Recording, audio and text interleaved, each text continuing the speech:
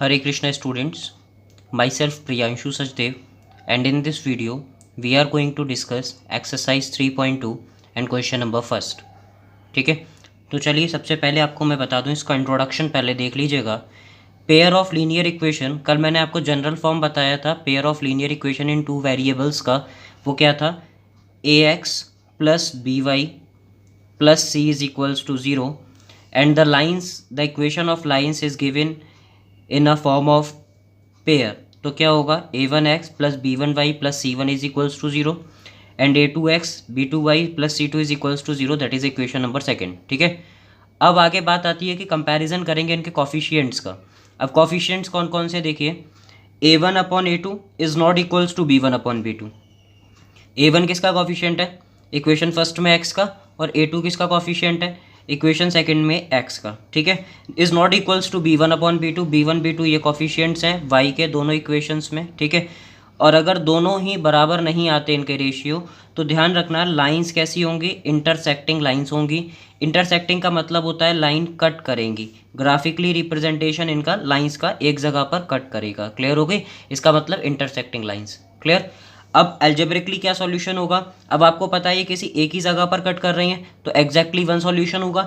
ठीक है, या फिर हम बोल सकते हैं यूनिक सॉल्यूशन। ठीक, सेकंड केस पर चलते हैं। If a1 upon a2 is equals to b1 upon b2 is equals to c1 upon c2, यानी कि तीनों कॉफिशिएंट्स के रेशियो बराबर आ रहे हैं। ठीक है, x के कॉफिशिएंट्स का रेशियो, y के कॉफिशिएंट्स का रेशियो और कॉफिशिएंट टर्म कांस्टेंट टर्म का रेशियो बराबर आ रहे हैं। तो इस कंडीशन में लाइंस कैसी होंगी? कोइंसिडेंट लाइंस होंगी। कोइंसिडेंट का मतलब होता है स्टूडेंट, जैसे एक लाइन यहाँ से यहाँ तक की है, ठीक है, दूसरी लाइन इसी के ऊपर से होकर के जाए।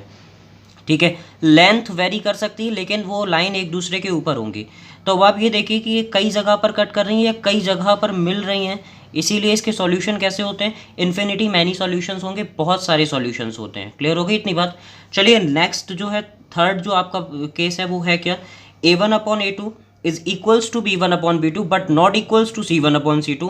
in that condition the given lines are parallel, यानी कि लाइंस कैसी होंगी? पैरेलल होंगी। ठीक है, अब जब ये लाइन पैरेलल है तो आपको पता है एक भी जगह पर ये इंटरसेक्ट नहीं कर रही, कट नहीं कर रही हैं, तो सॉल्यूशन इनका नहीं होगा। तो ध्यान रखेंगे इसकी कंडीशन में नो सॉल्यूशन का केस आता है। क्लियर हो गई इतनी बात? तो आपको तीन केसेस मिले। a1 upon a2 is not equals to b1 upon b2 intersecting, a1 upon a2 is equals to b1 upon b2 is equals to c1 upon c2। तो इन्फिनिटी मैनी सॉल्यूशंस, या अगर ग्राफिकली देखें तो coincident lines होंगी। a1 upon a2 is equals to b1 upon b2 but not equals to c1 upon c2। तो इस condition में parallel lines होंगी, और जब पैरेलल लाइंस होंगी तो नो सॉल्यूशन क्यों होगा? ये आपको बता दिया, क्योंकि ये लाइंस एक भी जगह पर इंटरसेक्ट नहीं करेंगी। क्लियर हो गई? चलिए एक्सरसाइज के फर्स्ट क्वेश्चन की तरफ मूव करते हैं। तो देखिएगा क्वेश्चन क्या कह रहा है। Form the pair of linear equation in the following problems and find their solution graphically। Means आपको वही जो आपने एक्सरसाइज फर्स्ट में किया था, लीनियर इक्वेशन फॉर्म करनी है और उसके बाद आपको उसका सॉल्यूशन भी निकालना है। लास्ट में केवल रिप्रेजेंटेशन करना था, इस बार सॉल्यूशन फाइंड आउट करना है, ये ध्यान रखना, और वो भी ग्राफिकली, नॉट एल्जेब्रिकली। तो क्या है क्वेश्चन, जरा देखते हैं, फिर उसका सॉल्यूशन देखेंगे। तो स्टूडेंट्स देखिए क्या कह रहा है। 10 students of class 10th took part in a mathematics quiz, यानी कि क्लास 10th के कोई 10 बच्चे हैं जिन्होंने मैथमेटिक्स क्विज में पार्ट लिया। If the number of girls is 4 more than the number of boys, यानी कि जो लड़कियों की संख्या है वो लड़कों से 4 ज़्यादा है, मतलब लड़कियां 4 ज़्यादा हैं। ठीक है, then find the number of boys and girls. Number of boys and number of girls आपको फाइंड आउट करने हैं। तो पहले पेयर बनाना है लीनियर इक्वेशन का, उसके बाद उसको सॉल्व करना है, वो भी ग्राफिकली। क्लियर हो गई इतनी बात? तो यहाँ पर आपको पता तो है नहीं कि नंबर ऑफ बॉयज़ कितने और नंबर ऑफ गर्ल्स कितनी है, तो लेट कर लेते हैं। Let the number of girls x, ठीक है, and let the number of boys कितने ले लेते हैं? y। ठीक है, क्योंकि 2 वेरिएबल्स में लेना है। ठीक है, आप वेरिएबल चेंज भी कर सकते हो x और y की जगह, और अगर स्टार्टिंग से x y ले रहे हैं तो यही लेकर के चलिएगा। ठीक है, तो चलिए आपको ये पता था कि क्लास 10th में स्टूडेंट्स कितने? 10 स्टूडेंट्स हैं। तो आपको पता है नंबर ऑफ गर्ल्स और नंबर ऑफ बॉयज़ मिला के स्टूडेंट्स ही बनेंगे। तो x plus y is equals to 10 पहली इक्वेशन बन जाएगी। और ये क्यों बनी पता चल गई आपको? क्योंकि एक्स क्या थे, गर्ल्स थी, वाई क्या थे, बॉयज़ थे, और बॉयज़ और गर्ल्स मिलाकर के स्टूडेंट्स बनते हैं ना। तो ठीक है, तो कितने स्टूडेंट्स हो गए, 10। ठीक है, that is the case first. अब केस सेकेंड की तरफ चलते हैं। केस सेकेंड क्या कह रहा है, केस सेकेंड में कंपैरिजन किया है। If the number of girls is 4 more than the number of boys, तो नंबर ऑफ गर्ल्स ये ले ली हमने, नंबर ऑफ बॉयज़ ये ले लिए। अब ये बोला जा रहा है कि number of girls is 4 more than, ये 4 ज़्यादा है ना। आपको मैंने कल बताया था इक्वेशन बराबर करने के लिए ऑपोजिट वर्क करते हैं। तो ये 4 ज़्यादा है, तो या तो इसका 4 ज़्यादा कर दो या इसमें से 4 माइनस कर दो, कोई एक काम कर सकते थे आप। तो x इज इक्वल्स टू क्या हो गया, y प्लस 4। तो या फिर हम इसको लिख सकते हैं x minus y is equals to 4। Mark it equation number second. समझ में आ गया यहाँ तक। तो ये तो हो गया एल्जेब्रिकली रिप्रेजेंटेशन। अब आगे बात करेंगे जहाँ पर हम ग्राफिकली सॉल्यूशन की तरफ जाएंगे। तो यहाँ पर आपको क्या करना पड़ेगा, इन दोनों इक्वेशन से एटलीस्ट 2 सॉल्यूशंस तो चाहिए ही चाहिए। ठीक है, तो चलिए फ्रॉम इक्वेशन फर्स्ट, यानी कि 2 सॉल्यूशन और निकाल लेते हैं ग्राफ के लिए। फ्रॉम इक्वेशन फर्स्ट इक्वेशन से x plus y is equals to कितना है, 10। तो कोई भी एक आप वेरिएबल के इक्वल्स निकाल सकते हैं। तो सपोज ऑफ दैट हम x इज इक्वल्स टू निकालते हैं, कितना लिख लेंगे, 10 माइनस कितना, y। ठीक है, उसके बाद आप आगे देखेंगे। अब यहाँ पर आपको क्या करना है, y की कोई सुटेबल वैल्यूज़ रखिए जो आप ग्राफ में इजीली रिप्रेजेंट कर सकते हैं। ठीक है, तो यहाँ पर हमने लिखा put y is equals to, हमने सपोज ऑफ दैट 5 रख दिया। तो ये तो इजी इक्वेशन है। तो x इज इक्वल्स टू क्या निकलेगा, 10 माइनस 5, यानी कि x इज इक्वल्स टू कितना आ गया, 5 आ गया। ये हो गया पहला। आगे चलते हैं, अब क्या पुट करेंगे, अब जो भी इजी रिप्रेजेंटेशन कर पाएँ आप। तो suppose of that put y is equals to हमने पुट कर दिया 6। तो x इज इक्वल्स टू क्या हो जाएगा, 10 माइनस वाई था ना, तो 10 माइनस 6, यानी कि x का वैल्यू कितना निकला, 4। यहाँ पर हम सॉल्यूशन बॉक्स बना देते हैं पहली इक्वेशन के लिए। तो पहली इक्वेशन के लिए सॉल्यूशन बॉक्स जब बनाएंगे तो x और y की वैल्यूज़ आए। तो पहले x का वैल्यू y का वैल्यू 5 रखा था, तो x का वैल्यू भी 5 आया, और आया जब y का वैल्यू कितना था, 6 था। ठीक है, चलिए अब आगे देखते हैं। ये तो हो गया। अब फ्रॉम इक्वेशन सेकेंड, यानी कि सेकेंड इक्वेशन ले लेते हैं। ठीक, इक्वेशन सेकंड में आप देखेंगे, सेकंड इक्वेशन थी क्या, x minus y is equals to 4, x minus y equals to 4। ठीक है, तो यहाँ से जब x इज इक्वल्स टू निकालोगे तो क्या आएगा, 4 प्लस वाई, है ना। अब क्या करना है, पुट कर दो y के दो values. Put y is equals to, suppose of that आपने 0 पुट कर दिया, है ना। तो x इज इक्वल्स टू क्या आएगा, 4 plus 0 which is equals to 4, है ना। अब y इज इक्वल्स टू एक और वैल्यू पुट कर दो कोई, सपोज ऑफ दैट y के इज इक्वल्स टू हमने 1 पुट कर दिया। तो x इक्वल्स टू कितना निकलेगा, 4 प्लस y का value 1 which is x equals to 5। ठीक है, तो चलिए ये तो रहा आपके 2 सॉल्यूशन सेकंड इक्वेशन के x और y के लिए। x का वैल्यू कितना था आपके पास, 4, जबकि y का वैल्यू क्या रखा था, 0। y का वैल्यू 1 आया जब x का वैल्यू कितना निकला, 5। इतना क्लियर हो गया। चलिए, तो चलिए इसका ग्राफिकली रिप्रेजेंटेशन और सॉल्यूशन निकालते हैं। ठीक है, तो फर्स्ट इक्वेशन के सॉल्यूशन को पहले हम ग्राफिकली रिप्रेजेंट करेंगे। क्या है देखो, x एक्सिस पे 5, y एक्सिस पे भी कितना है, 5, यानी कि 5,5 जाना है। तो x एक्सिस पर 5 आप देखेंगे स्टूडेंट्स, तो ये आपको मिला 5, और y एक्सिस पर आगे जाना है 5, तो ये रहा, तो ये हो गया 5,5। ठीक है, ये रहा 5,5। आगे देखिए 4,6, यानी कि x एक्सिस पर 4 और y एक्सिस पर चलना है आपको 6, तो ये है आपका 4,6। ठीक है, चलिए ये दोनों पॉइंट्स को हम क्या कर देते हैं, ज्वाइन कर देते हैं। ठीक है,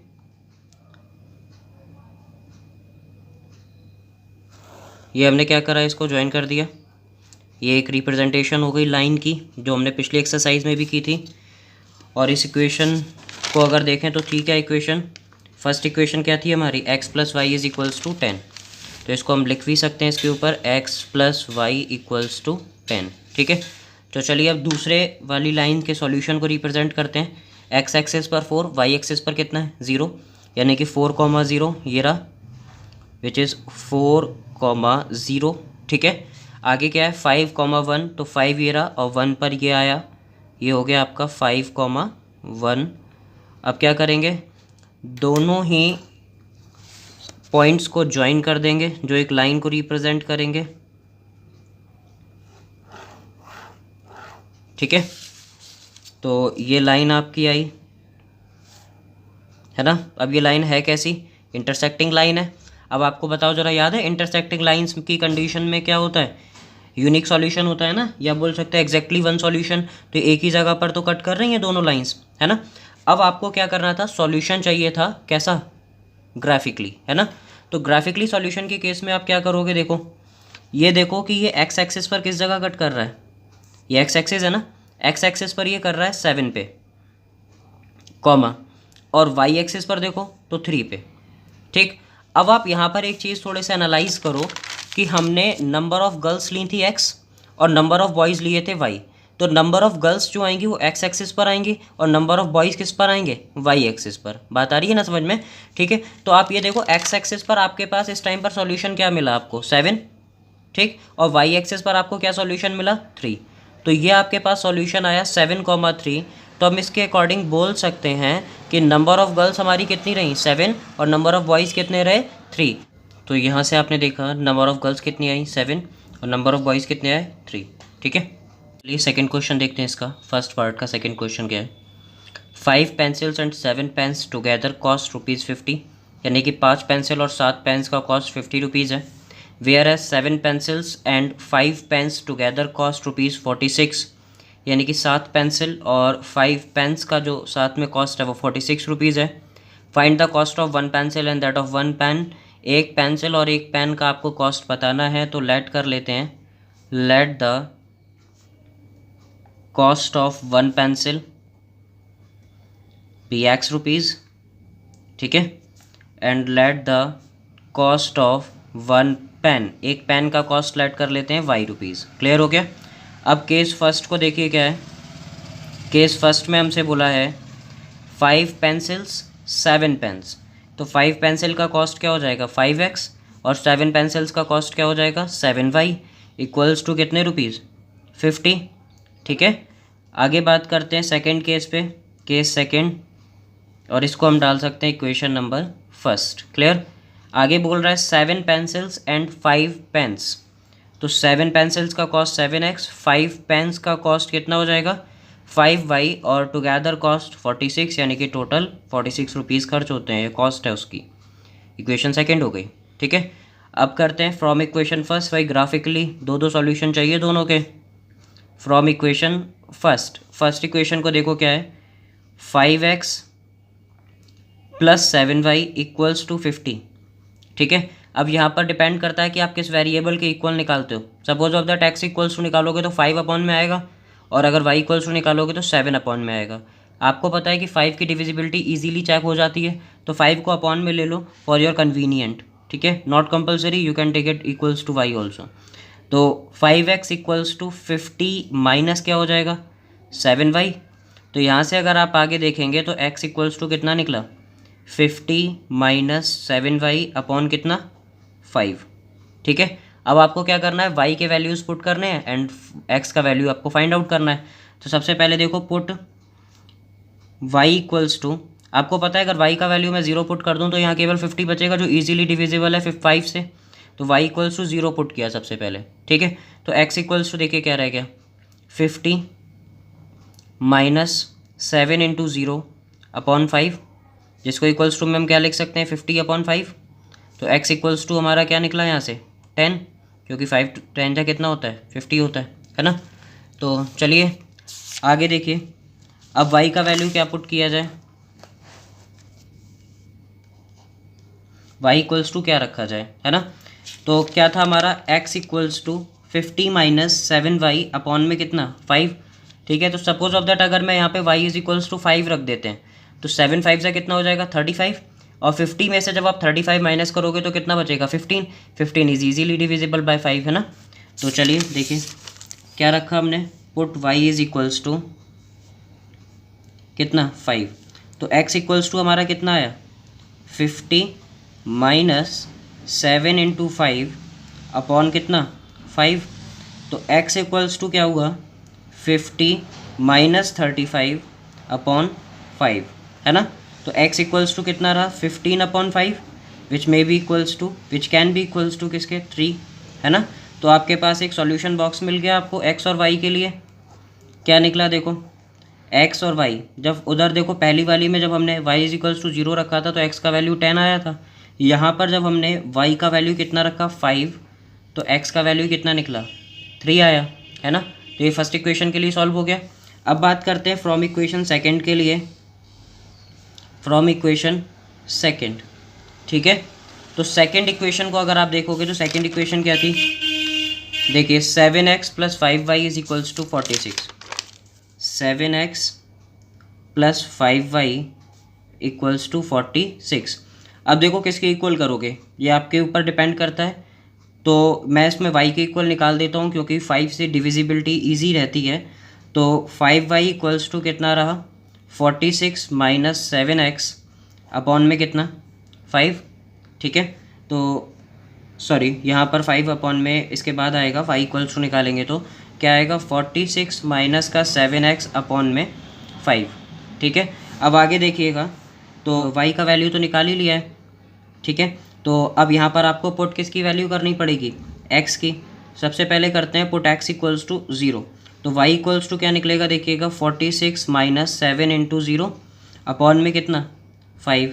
तो y इक्वल्स टू क्या हुआ यहाँ पर 46 upon 5 which is equals to 9, क्योंकि यहाँ कैंसिल करोगे 5 9 ज़ा 45 और 5 2 ज़ा 10, तो 9.2 निकला, ठीक है। चलिए आगे एक और वैल्यू आपको पुट करनी है, तो यहाँ पर पुट करेंगे x इक्वल्स टू कितना पुट, सपोज ऑफ दैट यहाँ पर आपने पुट किया 3, तो 7 3 ज़ा 21 और 46 में से जब 21 माइनस करोगे तो कितना बचेगा 25, तो 5 से डिविजिबल है ना। x इक्वल्स टू क्या पुट कर लेते हैं, x का वैल्यू हम पुट करते हैं यहाँ पे 3, ठीक है।